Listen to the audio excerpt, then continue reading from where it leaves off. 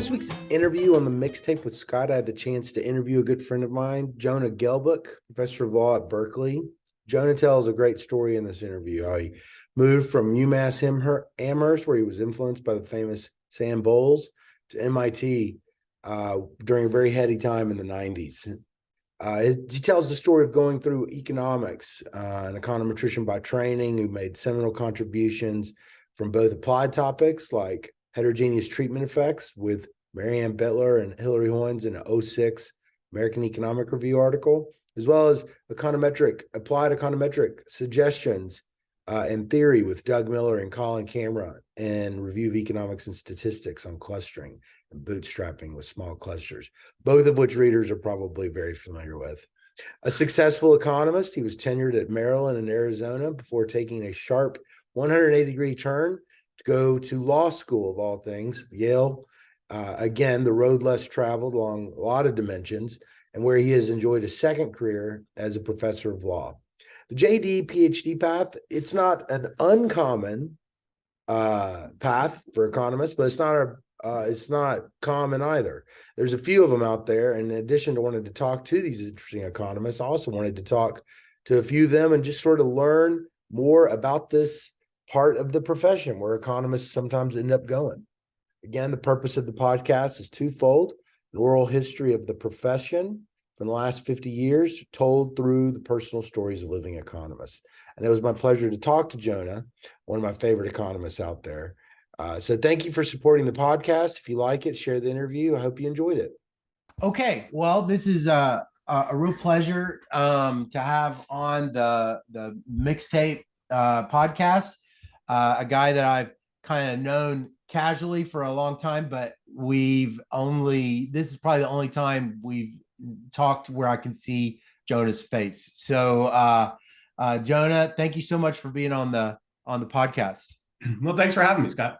Can you, for the sake of the listener, tell us your name, your job title, and where you work? Sure. So my name is Jonah Gelbach, and I am the Herman F. Selvin Professor of Law at the University of California, Berkeley. Oh, okay, cool. All right. But you are an economist also. Do you still identify as an economist, or is that like you don't even do it anymore?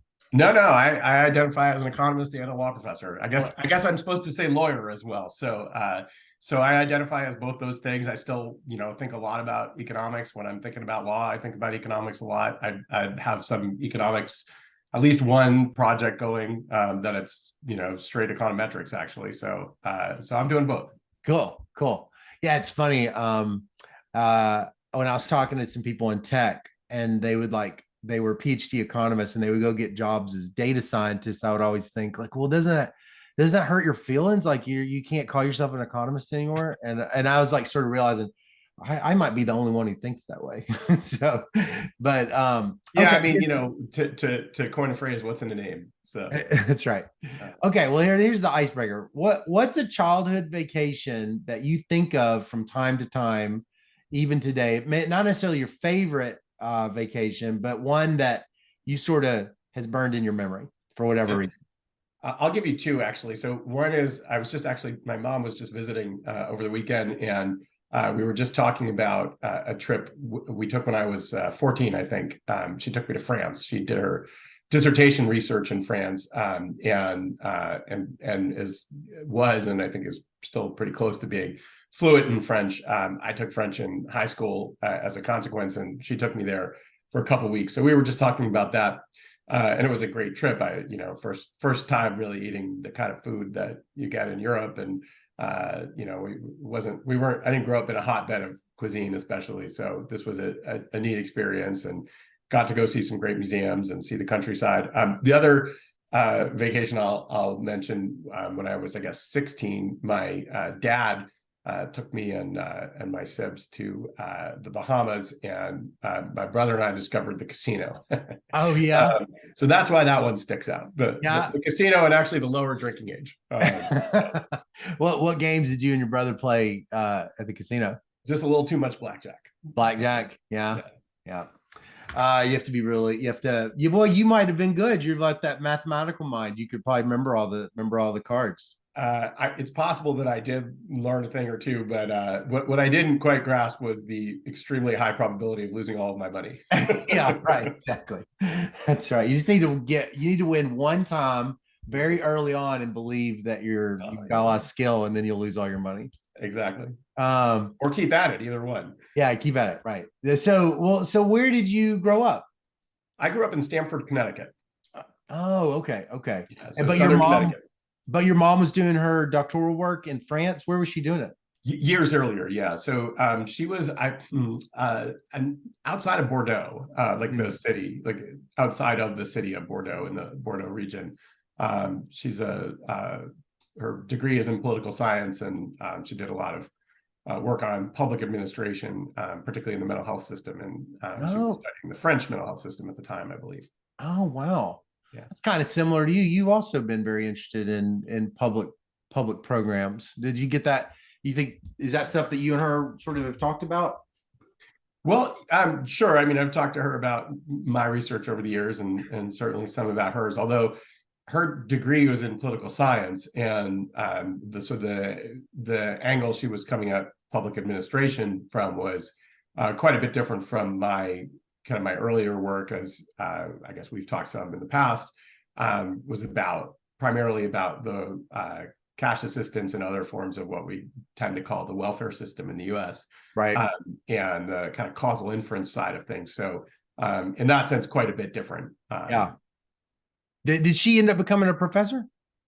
She has taught as an adjunct at various times at various places, but she actually went into like actual administration, like system administration.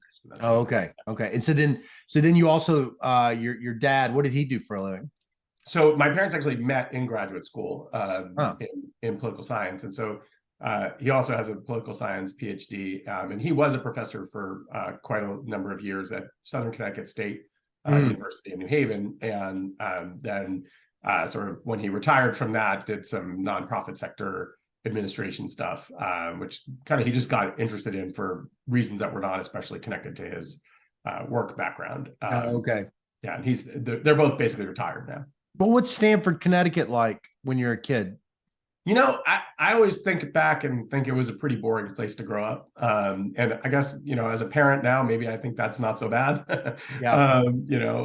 But it was a, suburb of New York City, little over 100,000 people. I mean, not a, immediate suburb, but lots of people would take the train into work there. Some people would drive. Decent number, I think, of New York executives lived in the kind of better off parts of Stamford.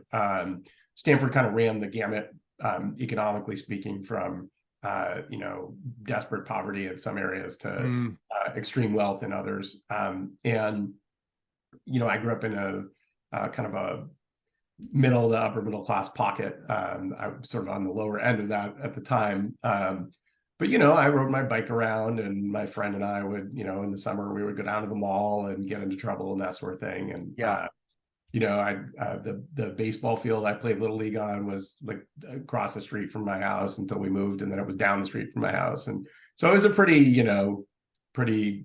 kind of easy childhood in those regards. Yeah. Well, what music were you listening to in high school? I was always a big glam metal fan. And I frankly still am. In fact, lately, just last week or the week before, I made this.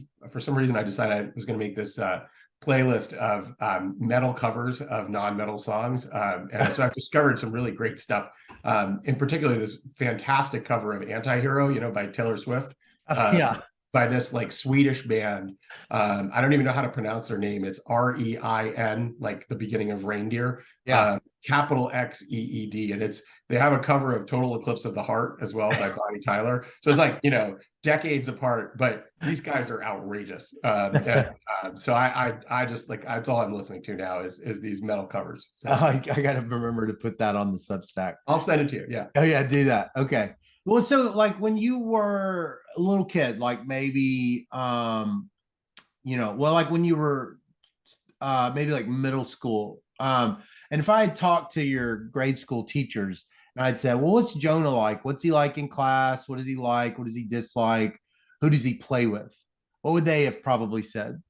Yeah, that's an interesting question. I mean, I think like many kids, I didn't have the greatest middle school experience. You know, there were kids who picked on me, and I didn't get along with the cool kids so much. But you know, sort of towards the end, I had good friends, and that's kind of when I really started getting into music. I started playing guitar when I was 13, I think. So I was into baseball. I was into guitar.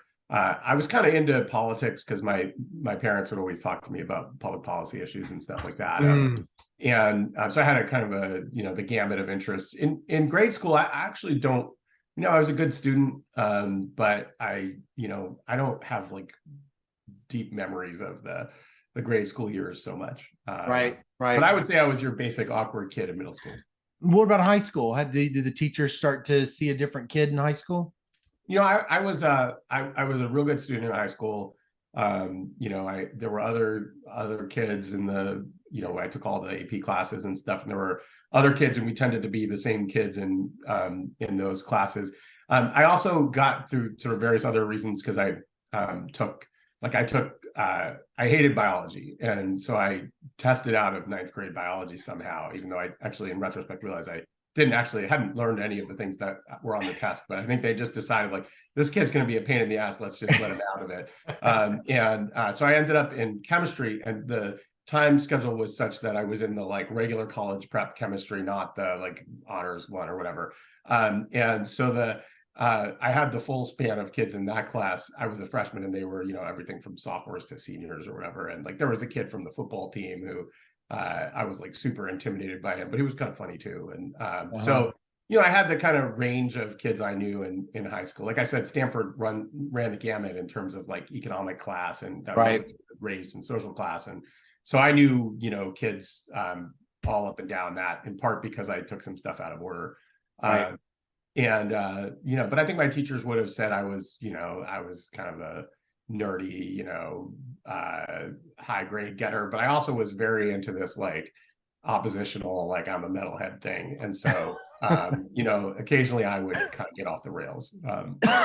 Like one time we had this assignment in, I think it was sophomore year in English, that we were supposed to make a collage about, we were doing, I think it was archetypes, like hero archetypes and that sort of thing.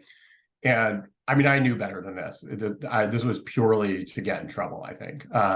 I made the collage by cutting up the pictures in the textbook. The teacher loved the collage, you know, he presented in front of the class, and she's like, oh, these are great pictures. These look so, you know, they really, but then there's this pause, and she's, wait a minute, I think I've seen these pictures. Did you cut up the textbook? And I was like, I had to buy a new textbook by the end of the year. So I would do dumb stuff like that once in a while, but you know, other than that, I think I wasn't that unusual in high school. Well, so in high school, you know, you're interested in politics, but you're also, you've got this like, you know, fun side, or this like, you got a lot of personality. Did you have any idea about like what you would want to do, what you kind of wanted your life to be about? Yeah, I thought I would maybe go into government or politics. Probably thought some about law. My grandfather, my mother's dad was a lawyer, practicing lawyer in Long Island, New York. And you know, both my parents being PhD political scientists, I just sort of thought that's what I would do. You know, let's go get a PhD in something if I didn't do law. My aunt, my mother's sister, has been in finance her whole adult life, and at some point she got me thinking about investment banking, but I don't think I really had any idea what that meant at the time. So that was kind of, you know, I figured I'd go to college, and for a while I was going to be a Major League Baseball player, and that didn't pan out.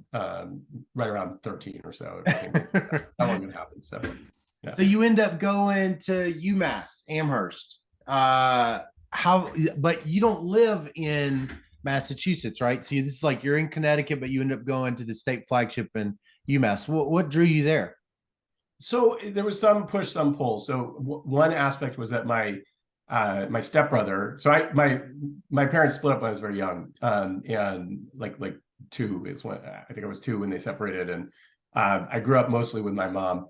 My dad lived in New Haven and then Hamden, which is the next town over. So about an hour apart. And I have a stepbrother and a half, stepbrother, a stepsister and a half sister from my dad's side, who I grew up with. I also have twin and half brothers. My mom had more kids later, but that's a different story. And my stepbrother at the time was going to UMass. He's 3 or 4 years older than me. And he was going to UMass. And so I had applied there in part because he liked it. And my dad, sort of recommended the school, thought it was a good school. I applied sort of haphazardly. So I thought I would go to Berkeley, actually. And I applied and got into Berkeley. I was all set to go there, but I got kind of cold feet. It was the night before the applications were due, and I started young. I didn't skip a grade or anything, just like the way the calendar worked in Connecticut those days. And so I was 17 at the time. I guess I was still 16 when I was deciding, maybe just 17. And I just kind of was like, wow, California is so far away. And all the papers filled out. It was the night before the deadline. And I thought, I'm just going to go back up to UMass one more time to visit again. And so it was funny. I got in the car. I got in, sort of drove to the highway. It was like 6 o'clock in the morning. It was kind of dark. And I'm on my way to the highway, and I got the radio on, and Led Zeppelin's Going to California comes on the radio. And I thought, oh, wow, that's a sign, I guess I'm going to California. And then I got up to UMass, and I had a great visit. I was kind of excited about my brother being there. But I also was kind of anxious about paying for Berkeley, because it was out-of-state tuition. It was a lot more than UMass's out-of-state tuition. And as I said, my parents got divorced when I was young and they didn't get along so well. And who was going to pay what for college was kind of a flashpoint of disagreement, as I recall. And I was just I just didn't want to listen to it and deal with it. And I remember calling Berkeley that day to find out if I'd gotten any merit aid. And the answer was either no, or, we're going to tell you next week or something. And but then I found out what the amounts were, and it was small enough that I just thought, I just got cold feet about the whole thing. It was like lots of little things. Right. And here I was where my brother was, and there was this kind of like built-in connection. And I really liked it. I was in New England pretty much my whole life. And it just seemed like the easy route. And I think about that a lot. Like, was that the right decision or not? I got a really good education at UMass. But Berkeley's a pretty great place too. So I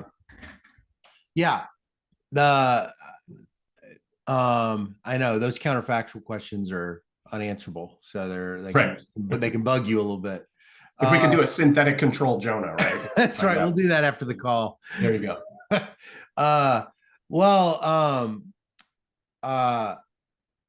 So do you end up majoring in economics when you're at Amherst? I did. Yeah, I majored in econ. So what was is a math minor. So what was your first encounter with it? Was it in UMass or was it in high school? With econ, it's funny. I think I actually one summer when I was in high school, I took a microecon. There was a UConn, University of Connecticut, Stamford branch. And when I was very early in high school, for some reason, I don't know, it was my idea or my mom's, but I took a summer class in microeconomics at UConn, Stanford, and that was comical because I didn't understand any of it. It's just like this guy had this bunch of graphs. It was intro micro with all the average variable cost and total, all that stuff. And I could do the math, like I just kind of figured out that mathematically this is what he's asking us to do. And I don't remember the grades or anything, but I think I got an A or something like that. And so I just kept making these graphs, but I had no idea what, it was the worst kind of economics teaching in that sense. Right. He was very French, this guy. He had a very thick French accent, kind of young. And to the point where he would talk about a table and he would call it a tableau. Look at tableau 1. And I was like, what is this guy doing? So that was probably my first experience with economics. And then my first class in econ at UMass was, I took a class called, was like Capitalism and Democracy or something like that. And it was taught by Sam Bowles. That's in my questions. Okay, great. Sam kind of became my mentor in a bunch of ways, but I'm pretty sure that was the first class I took. I think I was a poli-sci major at the time, and then I switched. Yeah. So a lot of people don't know this. UMass is just like a famous program in the history of economics for being just this long, illustrious, for lack of a better word, that the heterodox tradition. And you don't hear about it very much, but did you notice when you were there was something distinctive? I mean, you couldn't compare it to anything, but it must have been, with your political background. I mean, I can imagine it was kind of interesting in a way that, that original class wasn't. That original high school class was less exciting. Yeah, so I was well aware of it. I mean, when I was thinking about where to go to college, my dad was a big booster. He was sort of into radical political economy he wasn't an economist, but he was a reader. He reads very widely in that kind of area. And so I kind of was aware of the bent of the department. And I definitely was in that kind of radical lefty political economy tradition at the time. And so I loved it. I mean, it was totally my thing. It's not at all the kind of economics I wound up doing. Yeah. But I learned a lot of, I knew it was different. I don't know if I could have articulated the ways and the extent to which it was different until I got to grad school, when I had all these, classmates and friends who were economics majors at other places who, hadn't taken, lots of stuff I had taken, but also had taken lots of stuff that I hadn't taken. So like, the kind of math angle, I took some graduate classes that at UMass that were kind of heavy game theory using classes and that sort of thing, but not with the like degree of formality that I think like a kid who went to Berkeley or Harvard or MIT undergrad and majored in econ at the time probably was getting, at least in the upper level classes, something that wasn't too different from what they would see in first year micro, and right. Most of that stuff was pretty new to me. So that was a big difference. Well, did you take any econometrics classes while you were there? Did they have that? I took some because I was a math minor. I took a bunch of stats. I don't think I really like. I had regression, not multivariate regression, and then I took like a grad class or two in stats and like survey sampling. I really think I was clueless. Like I don't think I knew. I was just like, oh, I better take this, but I don't think I realized that it was not going to be particularly helpful in economics or stuff. At least, unless you became a heavily sampling oriented person. Right.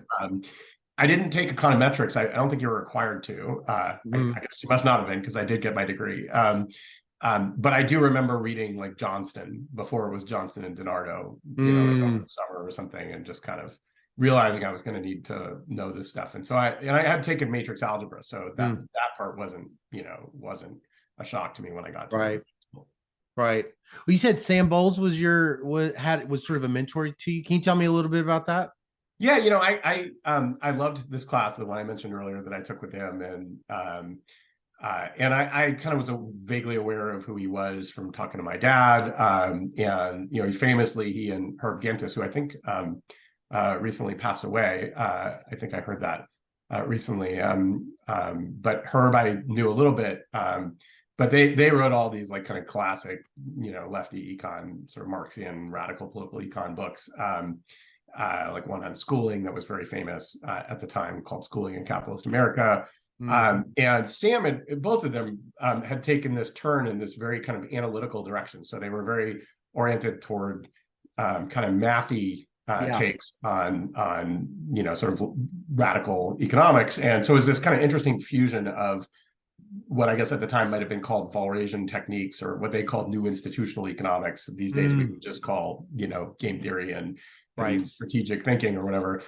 And so I was very drawn, I think, to the kind of the marriage of math and political theory and sort of like social policy thinking that Sam was really working on. And like many undergrads with their advisors, I think I had this kind of like idolization thing as well. And poor Sam, I would show up at his office hours all the time, and I was like one of those puppies who follow around the parrot with the dog food. But I learned a ton from him. He was a great advisor. Yeah. Yeah. Did you think you might do something that was more theoretical when you go off to MIT? Was that kind of like bubbling in the back of your head the way he did? It's funny. I think I thought when I started, when we the morning of graduation from MIT, I remember, or like the last day of class or something, or school before graduation, the year I finished. Sorry, that's my phone. The the chair of the department had this was a tradition, I don't know, but I went to my mailbox. Back then you had like a physical mailbox, in the department, and there was this piece of this like short paper in it, and I took it out, and I thought, oh my God, it was my statement of objectives, like my essay from when I applied, right? Oh, and wow. they had put it for all of us who were graduating, and it was so funny to reread it, right? Because like I was going to do international trade, and I was going to do this and that. I was going to be a theorist, and like the mapping from that to what I actually did was I think about as like much of a right angle as you could have, Right. Total orthogonality. So, Right. I don't know exactly what I thought, but I think I thought I would be, sort of big theory, big think social theory. Yeah. And that's not what ended up happening. Yeah. Probably very much for the best. Right. So do you go immediately to MIT after you graduate from UMass? I did actually, and I'll tell you a funny story. I don't want to use up all the time, but I had trouble getting in at first anyway to grad schools. I hadn't applied to very many. I don't really know, it's sort of like high school. I just picked this and that, and it was sort of haphazard. And I had, I'd done very well at UMass, but I had a couple of suspect math grades, and I realized, after the fact, that's just a killer. Even back then, right? These days, I guess if you don't have a tenderable file, you can't get into grad school. But back then, like a bad math grade would do it, right? And first year of college, I just had a bad test or two, and so it wasn't looking great. And so I wanted to go to Berkeley more than anything. I think because I just like kind of wanted to live there. I hadn't gone in the first place, so I didn't get in there, and I was waitlisted at Michigan. I was rejected by Harvard. UMass accepted me, not surprisingly, given that they all knew me and I had done well there. And MIT hadn't yet given an answer. But I knew because Sam, I guess, had called the director of admissions to find out what was going on. I knew what date they were going to make the decisions, and he basically had been told they're waiting on the NSF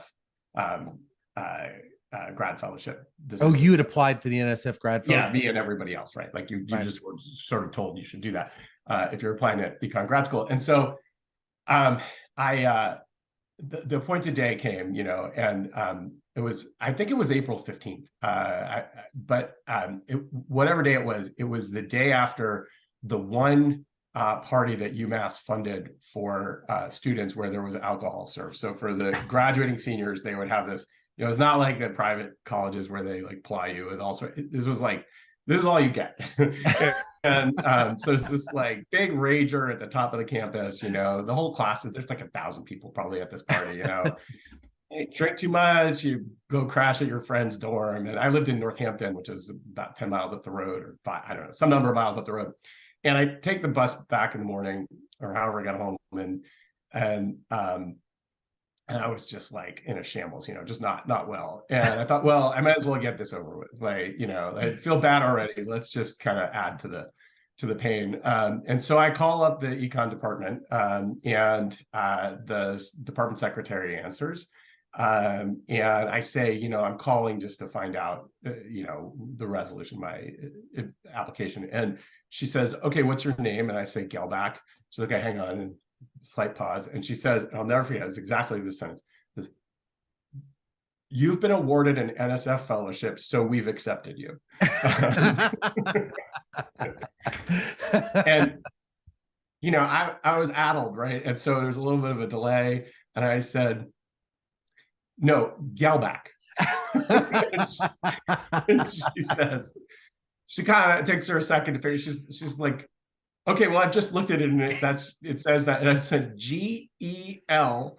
And she finally starts laughing at me. She's like, no, really, you should go celebrate, So you're like, I just celebrated last night. I can't celebrate. That's right. That ship sailed last night. Yeah.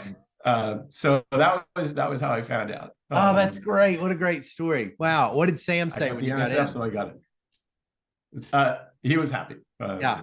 Yeah. I don't remember exactly what he said, but I think he was surprised as I was, Yeah. to be honest with you. Yeah.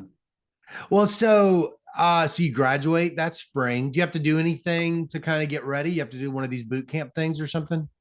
Did they do that back then? Well, I signed up for the math boot camp just because I decided that'd be a good idea. And then I kind of blew off most of the sessions and, just hung out in Cambridge and Boston and acted like a 21-year-old. Yeah. So Yeah. I didn't get very much out of those sessions. I did get to be friends with a few people who then, were classmates, but Yeah. I wish I had taken that more seriously. It would have made my life easier as a grad student. So the math that you had, you could tell there was a big gap between the math that you got and what was expected of you when you got there. I mean, that's definitely the case now, Yeah. but I was just wondering, has that gap gotten bigger or was it always there?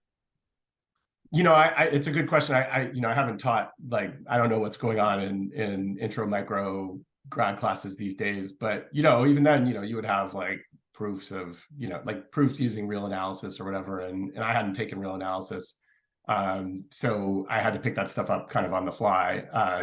So it was just more challenging than I think it would have been for me. There was one guy in my class who had been on Stephen Hawking's research team and stuff like that, so you had some people who it was like second nature. And I had to learn a lot of stuff as I went. Yeah. They had prelims back then?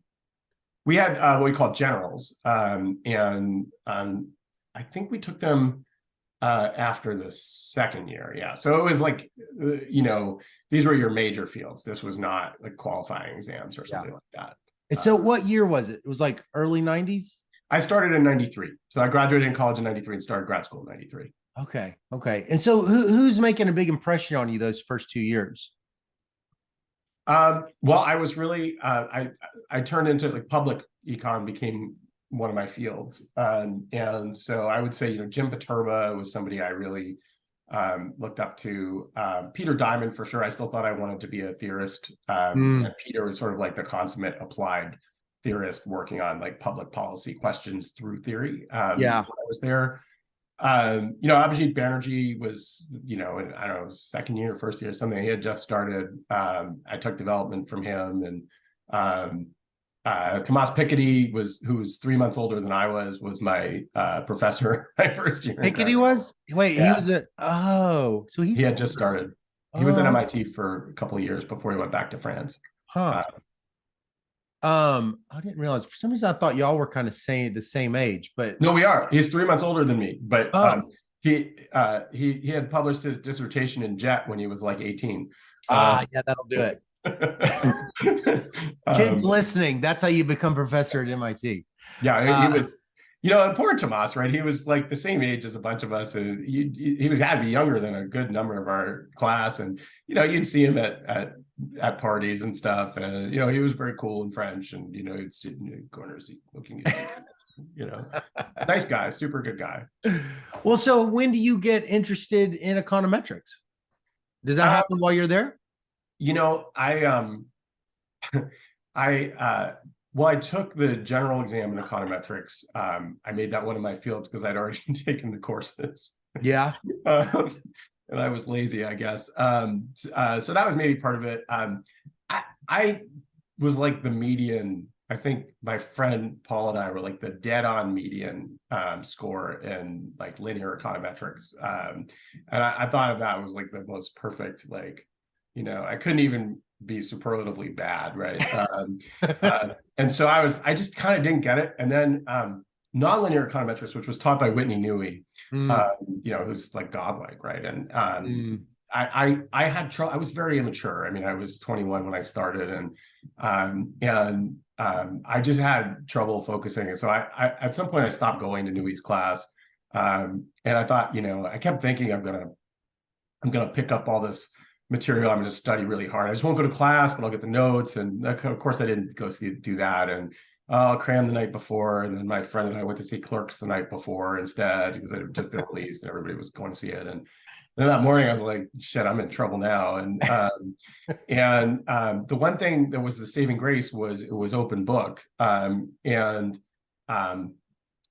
had taken like 12 different books on nonlinear econometrics out of the like Dewey Library, which is like in the building next to the econ department.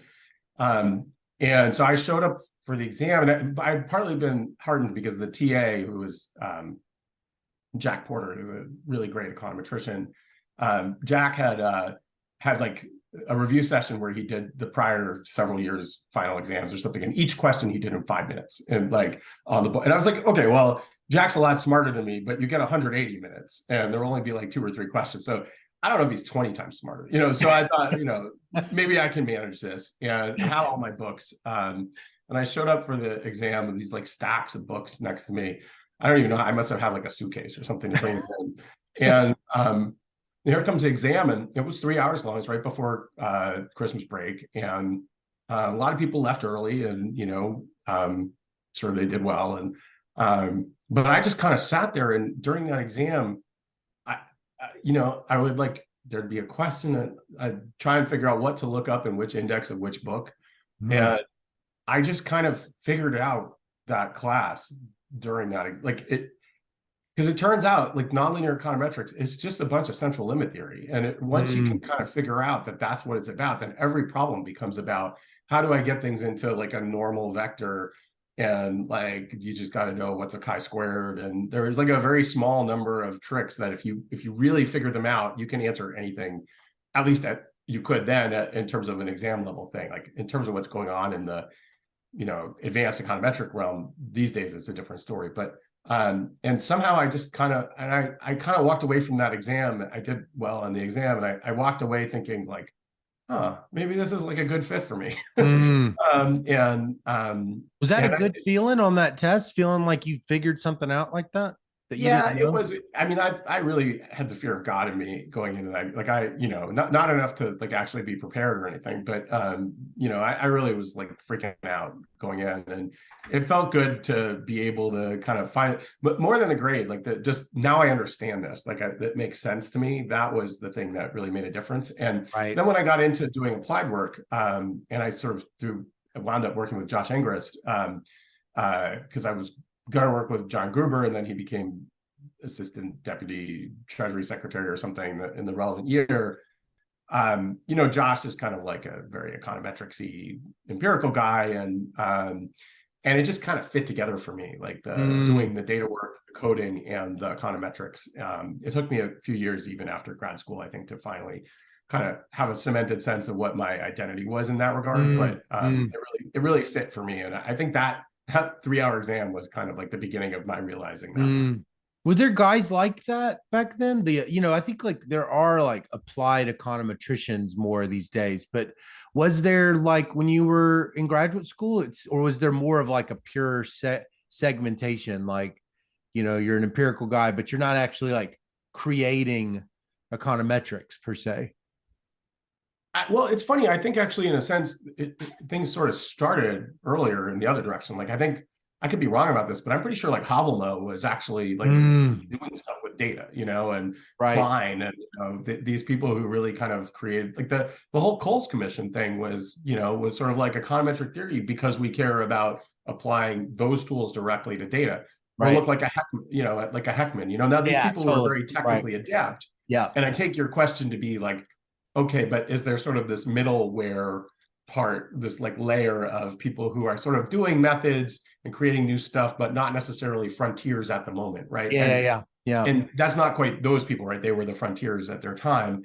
Right. But, like my classmate, a classmate of mine, this guy, Jeff Kling, was like a really, really good applied econometrician. And, I don't know if he's like created new estimators or whatever, but he's the kind of person who could, you'd go to him for advice about stuff, or like Sendel Melanothan and Marianne Bertrand and Esther Duflo have the famous cluster paper, right? Like they were contemporaries of mine. Esther at MIT was a year, start of the year after me. We and then, Sendell and Marianne were at Harvard and graduated the same year as me. And they were working on that paper when we were all grad students, if memory serves. Wow. Yeah. So like, I don't know, that there were people doing stuff like that. Right. I think labor was kind of where it was at the time.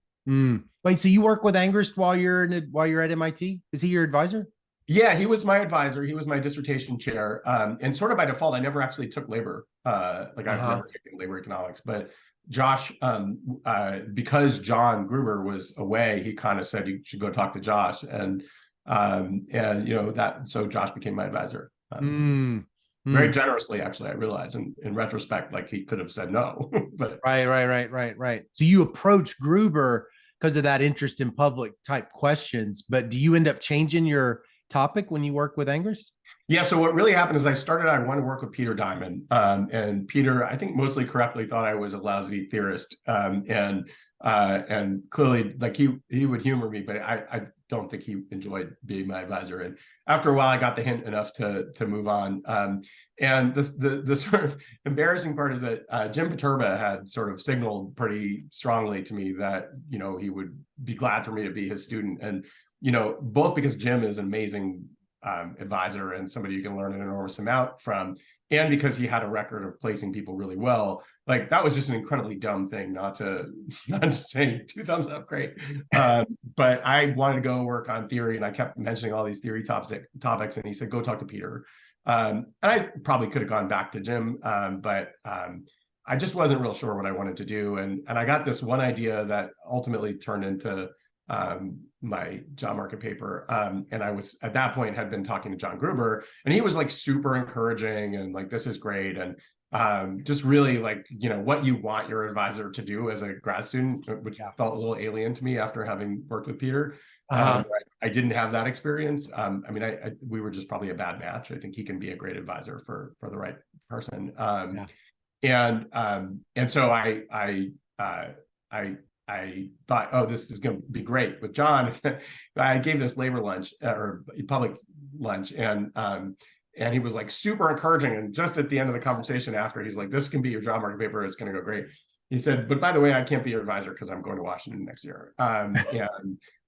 So go talk to Josh. And I knew who Josh was, but I hadn't taken labor. So it was a little bit trial by fire for me.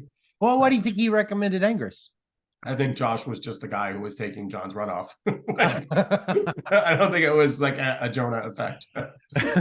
Well, so what was he like as an advisor? What'd you get? What do you think that, how do you think you're different as a result of working with Josh? Or maybe you would have always been the same. Josh really pushed me in a bunch of ways. And I think like he, working with him forced me to like really think about stuff harder than I otherwise would have, and to like really get into details and understand the econometrics of what I was doing at much more than the kind of like at that point textbook level. I mean, so much of the stuff that Josh pushed me to think about is now the textbook stuff because of Josh. Right. But Josh also, he could be partly because he was so demanding, but also I think it's kind of his style is to sort of like, no matter what you say, what you do in the first draft, he's going to tell you, this is a great start, except for all the ways in which it's horrible. And it really, I think it could be an econometrica paper. I think he's just going to say that, or at least back then. And so that was like I recoiled against like Josh's kind of like, I'm going to push you thing for a while. And so it was not an easy match for me, but by the time I graduated, I realized I had learned a ton from him, and even more had that realization, within a year or two of having left. I'm a far better econometrician and thinker for having had Josh as an advisor. I wish I had taken labor with him,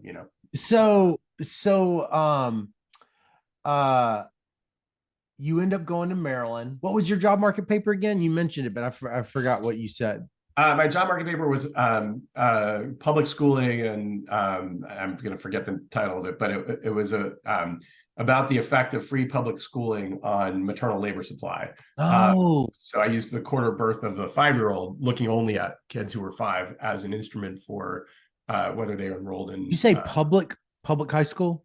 No, public kindergarten, essentially. Public kindergarten. Like a proto, Wait, so how far back was that? That's that's not Head Start. It's something else.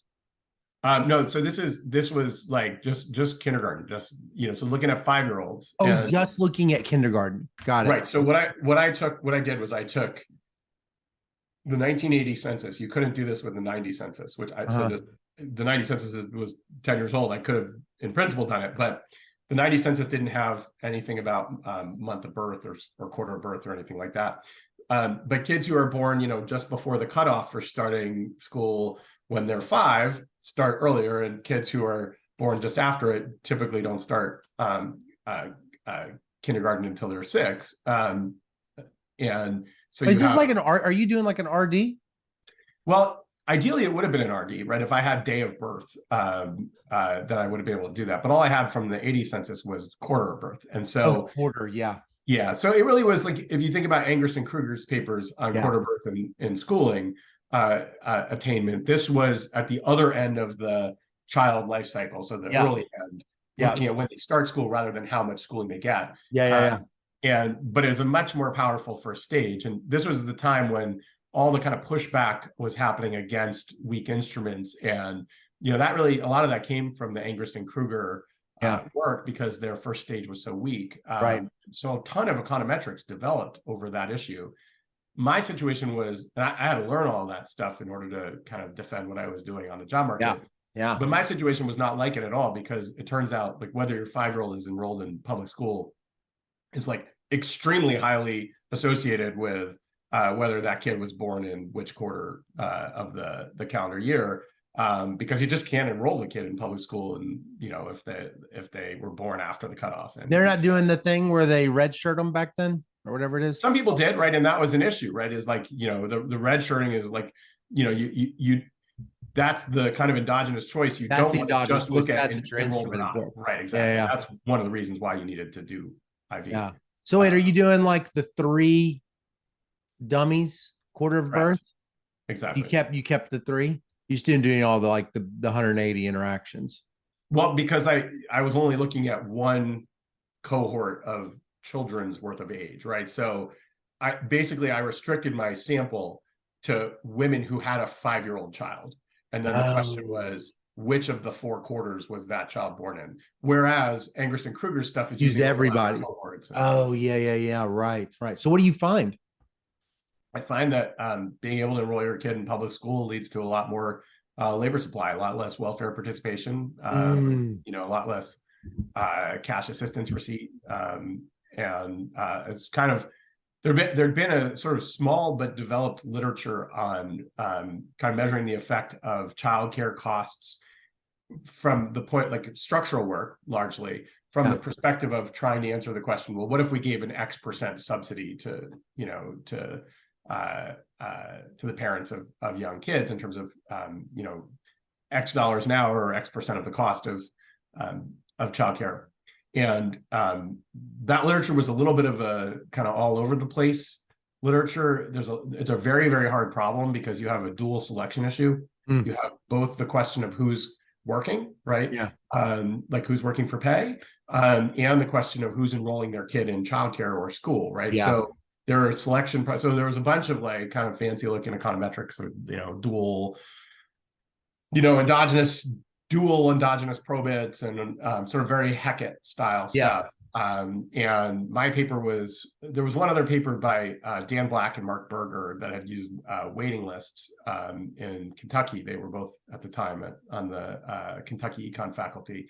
And they had this great idea. They went and got the wait list for a state free childcare program. And they just kind of compared the labor supply of those who were on the wait list versus those who got the subsidy, got access. But I was able to actually just look directly in a very kind of, post that era IV kind of natural experiment kind of way. And I got lucky in that's where everybody was moving kind of methodologically, and everybody could understand the identification and the idea, and it had potentially important public policy implications. And it was a cleaner answer in some ways, although I think also messier in that it was very reduced form. Yeah. Oh, that's very cool. Where'd you end up publishing that? That paper made it to the AER. I saw that one. Okay, I didn't know that was your job market paper. Yeah. Wow. So Well, you because I was on the market in 98. I graduated in 98, so it was 97, 98, mm, that job market year. But the paper was not actually formally published until '02. It was accepted maybe mm, a couple of, mm. I sent it as soon as I got to Maryland, basically, but it just took a Wow. while to work its way through. Oh, that's great. So that must have been really what a satisfying experience just from start to finish on that. It was pretty great. It was Yeah, pretty just great. feeling like you learned something. Um, so you go to Maryland, you end up getting, so I wrote here this thing. I was just kind of, now I feel like it's all kind of coming together a little bit, but um, when I looked at your Vita and your career, it's like I kind of had, I know you a little bit more than just the average person. Um, there's like this distinctive, you're an econometrician and you're like writing, your two most cited papers are on clustering with Cameron and Miller. It's like 8,000 sites, total. And then you've also got this like other work on public finance style questions on poverty and large government programs with Hillary Hoynes and Marion Bittler. And so, it goes back to this conversation we were having, which was you've been these two people, right? And in time you become like a third person when you become a lawyer. And so I was just kind of curious, what does it feel like you're two people, or is that actually, in your world just super seamless? I think that's a good question. I mean, it was organic in the sense that, I got interested I was always interested in poverty assistance and public programs just because I was interested in like, social policy and making the world better and reducing poverty. And, those are things I've always cared a lot about. But the econometrics stuff really kind of developed for me in the process of thinking about the questions I was working on. Yeah. And,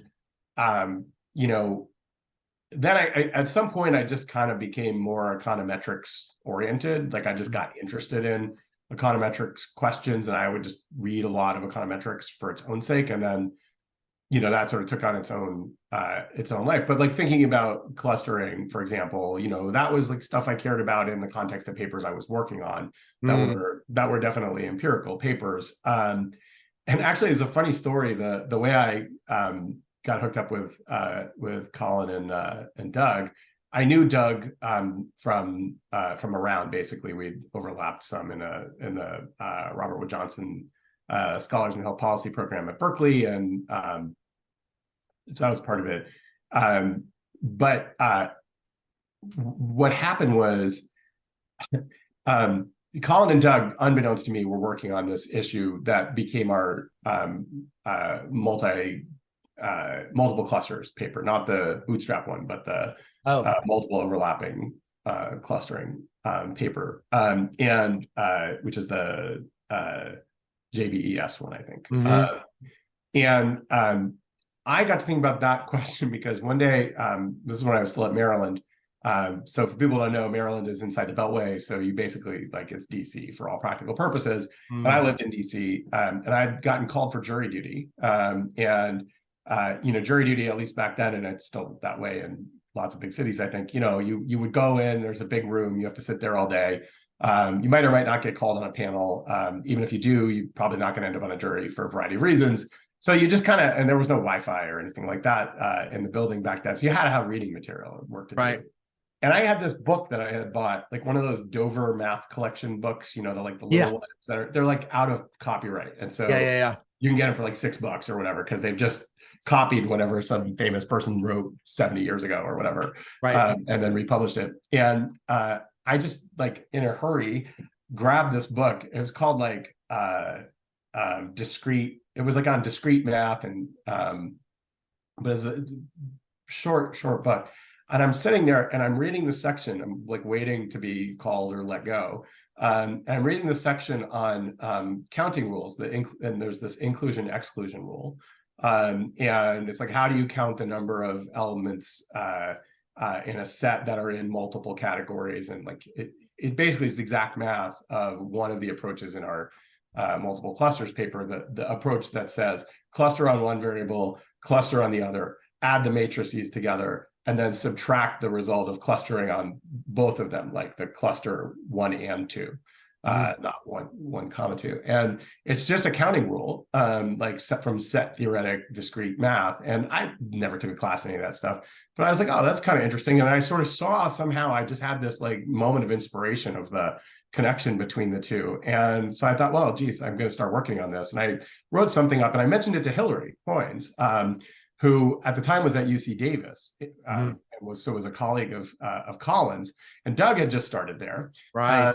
And so Hillary mentions to Colin and Doug that I had told her something about this crazy thought I had. And this was exactly what they were working on. So Doug got in touch with me and we ended up joining forces.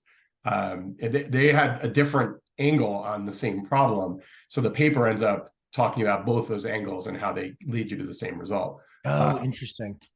So that's how I got interested in that and got involved in that. And then while we were working on that, I was interested in bootstrap stuff because of some other paper I was working on, and got this idea about dealing with what happens when you have a small number of clusters. I think Colin was the one who saw the refinement point there. Or maybe I saw the refinement and Colin had the idea about using the wild bootstrap. I forget which, but it was just a very fruitful collaboration. Yeah. Doug was coming up for tenure fairly soon, and so he worked his ass off doing like coding up we were all full partners in the project, but Doug did this just insane amount of coding to like make all the Monte Carlos go. So that project went quickly. Oh, that's cool. It's like, I feel like I'm much more typical of an applied person than when I listen to you, because I really love econometrics. I love reading your work or reading Doug's work, for instance, or something like that. But it's like my creativity really does not come in spotting those kinds of opportunities, And I just was wondering, if you had to compare yourself with like maybe other applied people that you can just like, whoever that would be, what is the different creative, X factor that like an econometrician has from someone that just uses econometrics, like a consumer versus a producer? What exactly, because they could both be very creative people, but like what's your thing? That's a really great question. I don't think I have a good answer. I just kind of get interested in stuff, and I've been fortunate that the things I get interested, I'll tell you, like I had a thing I got interested in that I was interested in for a number of years, had to do with dealing with small numbers of clusters where you have like really imbalanced panel sizes, and which there's some kind of interesting problems out there about that kind of situation. And I thought I had a solution, and I torched a summer and a half working on it. And, my thing works in theory, but not at all in practice. And so, I just want to be clear, like, it's not like you just have an idea and then they all work out great. Some of them work out that there goes your summer, it's like I have to write an activity. What did I do all summer? Well, I fished in a dry hole, right? But I worked really hard, right? Right. But for the most part, the things anyway that have been successful, I got interested in a question, and through happenstance, I either figured out a solution or I got to talking to somebody else who pushed me in the direction of thinking about something that turned out to be a solution. So in the latter example, I have this paper, When Do Covariates Matter, and which ones and how much, which is like a TComp style paper that just leverages the omitted variables bias formula. How that paper actually happened is that paper was published in 2016. I started working on the issues, not realizing it. I started working on the issues that became that paper in the summer of 1998. So I was working on getting my job talk paper, the one we talked about earlier, ready to publish in the AER. Well, first to submit, and then after I had gotten reports and stuff, and kind of addressing some of the concerns. And Josh had always pushed me to think about like, well, what happens to your key results when you add X's, right? So Z is where the identification is coming from, right? The instrument. But what happens when you add more X's? Like, how robust are the results? And everybody knew what the intuition there was, which is, well, if the new X's are correlated with the Z's, then it's going to move your results around, and then so if the results move, understanding that there's a bit of a fallacy of the contrapositive there, but in general, if the results do move when you keep adding the more X's, then that's probably a reason to think that maybe the instruments aren't so great. Maybe they're okay, conditional on all the X's, but you got to make that argument. That's a harder argument, right? To convince people of. And so I was doing all that, and I just wanted like a citation that I could point to, like, I'm doing this for this reason, see, whoever and that guy, 19, whatever. And I couldn't find it.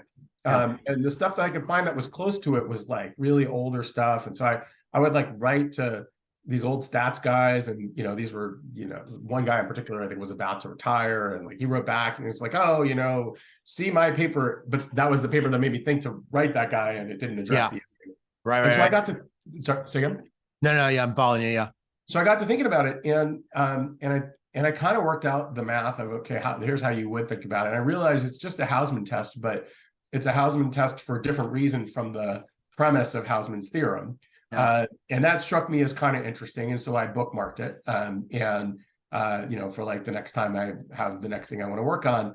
And actually a few years later, when I was out in Berkeley doing this Scholars in Health Policy program, I was going back to Maryland for like a week. And I wanted to be able to tell I was untenured, and I wanted to be able to tell my department chair what I had achieved.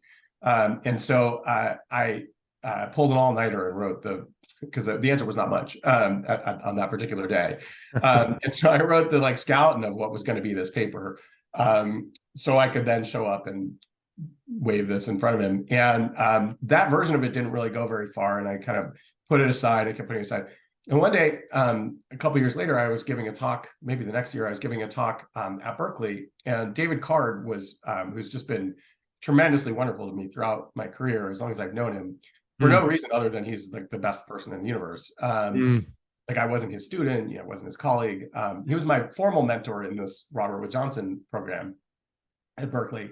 And he was we got to talking about this issue and this Hausman test thing. And the first thing was he was like, that's not a Hausman test because the premise is wrong. And I said, well, the premise is wrong, but it's the same math, and here's why. And I have so much respect for David. He wrote back and he was like, yeah, you're right. But I don't know, somehow my sense of like people like David is that they wouldn't just say, yeah, you're right, but he did. And he kept kind of pushing me and said, well, have you thought about doing like some kind of forensic decomposition of like what is going on in all this? And I hadn't thought about that too much.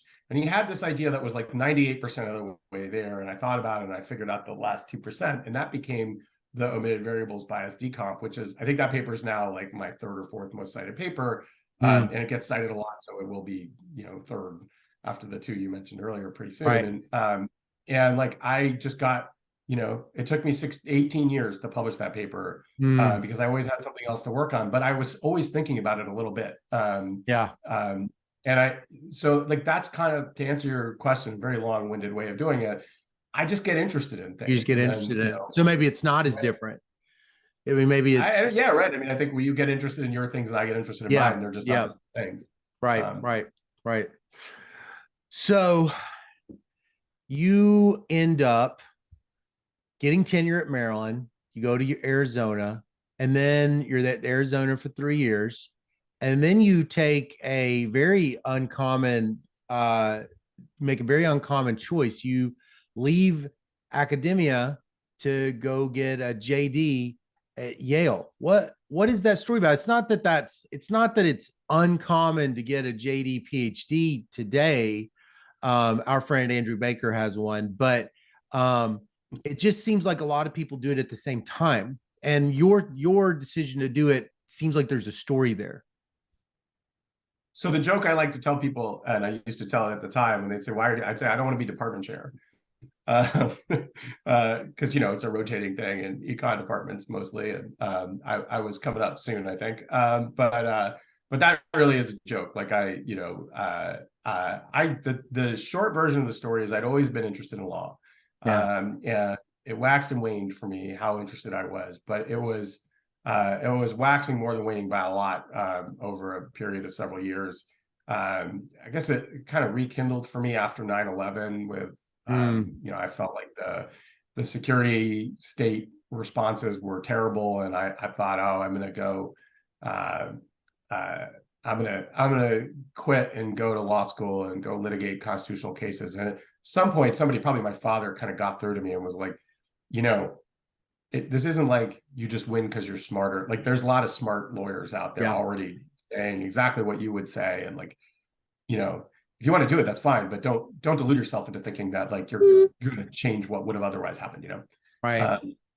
And I don't know, maybe that's the wrong way to, maybe that's like a dejection factory. You should like encourage people to follow their dreams or something. But it did give me pause, and I thought about it for a long time. I went back to doing my econ stuff, and what I realized was I just was really, the questions I was most interested in were law questions. I was reading, you know, legal scholarship mostly on constitutional interpretation. I was reading law blogs, you know, I was reading books on law, and, you know, I realized now how little I knew of the predicate stuff. So like, I thought I knew a lot more than I really did, but I was just really interested, and I just really couldn't shake that. And then my wife and I had our first kid. So this was like my second year, I think, at Arizona. I was only there 3 years, and he, I just realized, you know, after our son was born, like, you know, he's going to turn 5, and then we're not going to want to like just move around. And, you know, if we're going to make changes, you know, if we're going to move, like, we better do it sooner rather than later. And God bless her, my wife was delirious from breastfeeding and everything else that goes along with being a new mom. And I said, you know, I've been thinking about it again, and I think I want to go to law school after all. I was just like, okay, great, let's do it. And you know, I mean, it was a long, drawn out decision process, but I think some of it was just, we were just kind of addled, you know, and so doing a kind of crazy thing didn't seem as crazy to us as it might have been under different circumstances. But I was really excited about law, and I knew a lot of people by that point who were doing law and econ stuff, and I'd done a fair amount of market research, and I had the strong sense that it was unlikely that I was going to, you know, end up in dire straits professionally. And I just I was just really, really excited about it. And I wasn't out of econ ideas. So I figured if it went poorly, I would just, you know, I'd take whatever job I could get to get back in the econ academia world, and hopefully work my way back up if need be, and otherwise just be wherever I was. And you know, that's not what ended up happening. But yeah, it was mostly, you know, I had been interested in law for a long time, and it was just kind of a dream. I decided to follow it at sort of what felt like, probably wrongly, but the last moment when I could have, you know. Right. I mean, in some ways, when you look at your working papers, they still feel like econometric. You're still an econometrician. I was just like, power and statistical significance in securities fraud litigation, Bayesian approach to event studies for securities litigation. I mean, I can definitely see that it's a fusion, but you know, you're still this econometrician within law. Did you know that there was a demand for that kind of empirical methodologist within law when you decided to go to Yale? Well, I think there were, you know, I knew a lot of people who were empirical econ types, and some who were empirical types who weren't econ, like maybe they were trained in poli-sci or what have you, you know, in law schools. And so I knew that I had visited for a year at Florida State's law school. And so I'd gotten to know some people there, guy who became a good friend and colleague for a while, John Click, who then left Florida State later. For Penn and the law school. We were co-authors on some of the work you're talking about. So I kind of knew that there was this world, you know, the law and finance world has a ton of empirical stuff. And some of these papers, you know, they could be published in the journal of, you know, one of the like finance journals or corporate finance related stuff. So I knew that there was a market for that sort of thing. I wasn't sure how much I was going to do like that stuff versus just law stuff, right? But I was open to that possibility. And you're right that a bunch of my work has been, particularly the stuff on securities litigation, has been econometrics stuff. I have other work that's much more kind of down the line, you know, civil procedure or evidence law. But even the evidence law stuff has a pretty big stats bent to it methodologically. This feels like a better fit. This feels more like you being in a law school than being in an econ department. Yeah, I really like it. I mean, I think at an earlier moment in my career, it might have not been the right thing. Yeah. One thing I'll say is having been in an econ department and, at good econ departments and having gotten tenure, I think some people, when they're in a field like law, and they're a law and person, so they have a degree from, poli-sci or econ or whatever other field. So philosophy sometimes, there, I think it's less about the people themselves, but there's this perception that people in law schools sometimes have about the JD, PhD havers, which is like, oh, well, they're only doing this because they couldn't have succeeded in their home discipline. And I think that that's like a corrosive attitude, but you do see it from a lot of people. It's sort of less so now, I think, because so many people now, these faculties now are joint degree people. Right. But I just never feel any kind of sense about that because I had a career I was happy with. Yeah, totally. First in econ. I do, to answer the flip side of it though, the sort of more positive side, it does feel like the right fit for me. I can publish in peer-reviewed journals when I want to and when I have the right ideas for those things. And and I'm still, at least back when I was active on Twitter, I was still lots in touch with econ people, and now I try to stay in touch in other ways. But so I still get to kind of satisfy that part of my like intellectual palate.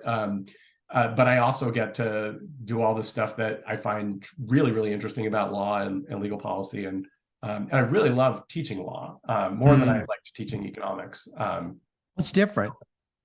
I don't think I was a great dissertation advisor. Maybe I would be better now because I think a lot of it was I was just poorly organized in terms of time management. And a lot of, I think, good advising is about creating structure for your students and helping them do that for themselves. And I was really bad at it for myself. So not surprisingly, not great at helping them with that. And it just didn't excite me the way it does for some people. It's nothing against the students I had. They were great. I didn't feel like it was like the right fit for me. Law teaching I really like because the style of it is, it's sort of more, at least in my experience, it's more engaged. And it's a broader template of topics within the field that you're teaching. At least it feels that way to me. You meet a much broader array of students. Law is just so much more generalist in terms of whom it attracts. You get some, techie mathed up people. You also get like folks who are totally from the humanities or philosophy. And so it's just a sort of more general kind of crowd. Again, maybe when I was, in my 20s and an econ professor, early 30s, I might not have liked that as much as I do now, but it feels like the right fit for me. That's awesome. Well, let me kind of just end with this question here. I asked Susan Athey a question. I was like, well, what's your favorite XYZ? And she said, well, you can't ask that question because it's too hard. So you have to say, what's something you like? So I'm going to change that. I said, what's an article or a book in econ or law or econometrics? You get to just pick that you've noticed kind of lives in your head, as they say on TikTok, lives in your head rent free. You just notice that it just kind of has hung around in your head. May not be your favorite, may not be it's the most important thing, but you just find yourself thinking about it. That's a great question. I mean, I think that it varies a lot with what I'm thinking about at any given day, topically. But I would say in the econ world, in part because of my work on distributional treatment effects, papers with Bittler and Hoynes. This paper by Heckman, Smith, and Clements is just a fabulous paper. It's a restud paper, and it just got me thinking about things in a way that I hadn't thought of before. So that's a great example. I feel like, the late paper, right, by Angrist and Imbens, like it was so generative of so much, and you can just always go back to it and get some new insight, or see how it is, how it's affected things. I could probably go on and on and on about econ papers, but those are a couple. On the law side, so econometrics, Wooldridge's textbook, like the I think it's in a later edition now, but the last one I taught from was the first edition, the 2002 cross section. The big book, the graduate book. Yeah. Just a tour de force, an amazing book. Like, Mm-hmm. Go back to it all the time. On the law side, I think so. I teach civil procedure, and I also teach. I teach a few different fields, but one of them is legislation and statutory interpretation, and almost anything by the guy who was sort of my mentor in law school, a guy by the name of Bill Eskridge. Almost anything by Bill is a fabulous read, and so I don't even know if I could point to like one paper like that. Also, my former colleague at Penn, who's now at Harvard, a guy named Ryan Dorfler, who's a spectacularly great writer, really brilliant thinker. He's a JD, PhD in philosophy. Ryan's written a bunch of just really fascinating papers that take linguistics and like the philosophy of language, really, and marry them with the law of statutory interpretation. And there's always like a really interesting insight in each of those papers. So just beautiful, beautiful writing. I would say a bunch of his papers as well. I'm sorry I can't give you a, No, that's great. That's great. That's great. Well, Jonah, it's been so nice to talk. That we met. I don't know if you remember in Paris at that crime conference, and it's really neat to see you again in person, even though we're just doing it by Zoom. But it's nice to see you again. And I'm excited to get to share this with other people too. Well, I remember that was the 2014, if I remember correctly. Yeah. Was it Sciences Po or Paris 2? I can't remember which one. Yeah, I think it was Sciences Po. Yeah. I remember that conference. I remember meeting, and I've really enjoyed following your oeuvre on Twitter and elsewhere. And it's great that we got a chance to do this. And thanks for having me. Yeah, cool. All right. Have a good day. You too, Scott. Take care. Gonna see us through.